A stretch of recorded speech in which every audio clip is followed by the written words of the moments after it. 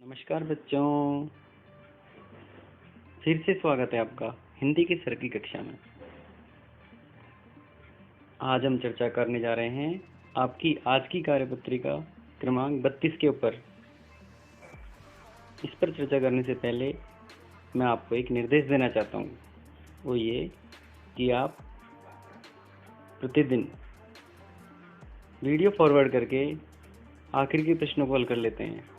ये प्रक्रिया बिल्कुल गलत है। आप वीडियो पूरा देखें, उसके बाद ही अपने प्रश्न के उत्तर करें, क्योंकि ऐसा करना परीक्षा के लिहाज से बिल्कुल गलत है। चलिए शुरू करते हैं। आज की कार्यपत्रिका में दी गई कविता आपकी पाठ्यपुस्तक क्षितिज के कैदी और कोकिला का अंश है। इसका पूर्व भाग हम पिछली कार्यपत्रिका में देख चुके हैं। आज हम इसका दूसरा भाग देखेंगे। यह कविता कैदी और कोकिला कवि माखनलाल चतुर्वेदी जी, जो कि एक राष्ट्रवादी कवि हैं, उन्होंने लिखी है। इनका सबसे पहले कवि परिचय देखते हैं हम। कवि माखनलाल चतुर्वेदी जी ने इन पंक्तियों में, जब देश गुलामी की जंजीरों में जकड़ा हुआ था और वे खुद भी एक स्वतंत्रता सेनानी थे, जिस वजह से उन्हें जेल में कई बार जाना पड़ा, उसका जिक्र किया है। जेल में रहने के दौरान वे इस बात से अवगत हुए, उन्होंने इस बात को जाना कि स्वतंत्रता सेनानियों के साथ कितना दुर्व्यवहार होता है। इसी सोच को जनता के सामने लाने के लिए उन्होंने इस कविता की रचना की। आइए अब हम इस कविता का वाचन करते हैं।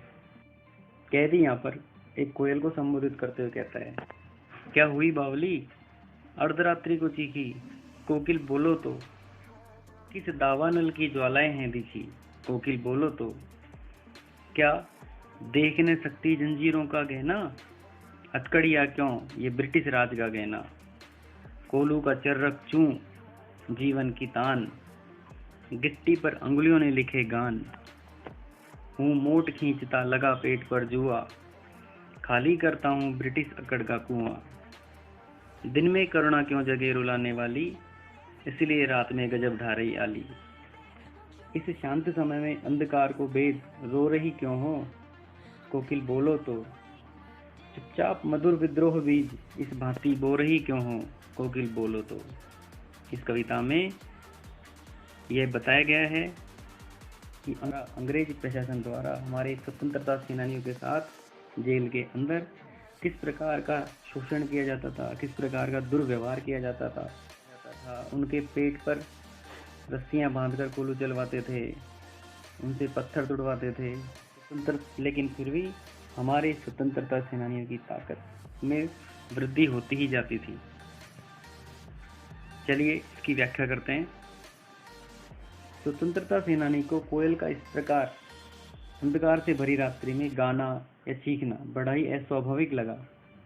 इसी वजह से उसने कोयल को बावली कहते पूछा कि तुम्हें क्या हुआ है, तुम इस तरह आधी रात में क्यों चीख रही हो, क्या तुमने जंगल में लगी आग देख ली है।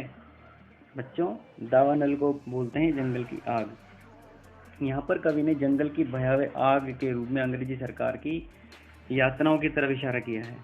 इसलिए कैदी कोयल से कहता है, क्या तुम हमें इस तरह जंजीरों में लिपटे हुए नहीं देख सकती हो। अरे ये जंजीरें नहीं, ये तो अंग्रेजी सरकार द्वारा हमें दिया गया गहना है।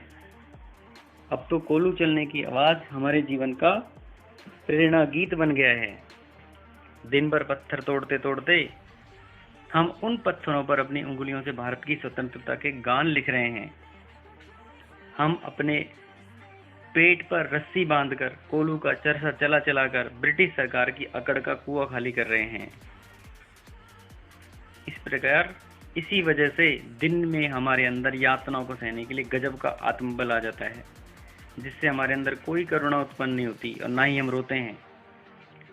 परंतु शायद तुम मुझे रात में सांत्वना देने आई हो। इस आधी रात्रि में तुम अंधेरे को चीरते हुए इस तरह क्यों रो रही हो। कोयल बोलो, क्या तुम हमारे अंदर अंग्रेजी सरकार के खिलाफ विद्रोह के बीज बोना चाहती हो। इस तरह कवि ने जेल में कैद एक स्वतंत्रता सेनानी के मन की दशा का वर्णन किया है कि किस तरह कोयल यह गीत गा गा कर भारतीयों में देश प्रेम एवं देशभक्ति की भावना को मजबूत बनाना चाहती है, ताकि वे अंग्रेजों की परतंत्रता से मुक्ति पा सकें, अंग्रेजों की गुलामी से मुक्ति पा सकें। चलिए अब बढ़ते हैं इस कार्यपत्रिका के प्रश्नों की तरफ। प्रश्न क्रमांक 1, कविता के आधार पर पराधीन भारत की जेलों में दी जाने वाली यंत्रणाओं का वर्णन कीजिए। यंत्रणा का तात्पर्य है यातनाएं, जो कष्ट हमारे स्वतंत्रता सेनानियों को दिए जाते थे। बच्चों, इसका उत्तर होगा पराधीन भारत की जेलों में बंद क्रांतिकारियों से दिन भर पत्थर तुड़वाए जाते थे, उनके पेट पर रस्सी बांध बांध कर कोलू चलवाए जाते थे। इस प्रकार की यातनाएं उनको दी जाती थी। प्रश्न क्रमांक 2, भाव स्पष्ट कीजिए। हूँ मोट खींचता लगा पेट पर जुआ, खाली करता हूँ ब्रिटिश अकड़ का कुआं। स्वतंत्रता सेनानी कहते हैं कि मैं पेट पर रस्सी बांधकर कोलू का चरसा चलाकर ब्रिटिश सरकार की अकड़ के कुएं को खाली कर रहा हूँ, अर्थात अपनी यातनाओं के माध्यम से ब्रिटिश सरकार के अहंकार को चूर कर रहे हैं। प्रश्न क्रमांक 3, आधी रात में कोयल की चीख से कवि का क्या अंदेशा है? आधी रात को जब कोयल चीखती है तो कवि यह अंदाजा लगाता है कि उसने दावानल अर्थात जंगल की आग देख ली है और इसलिए आधी रात को चीख रही है।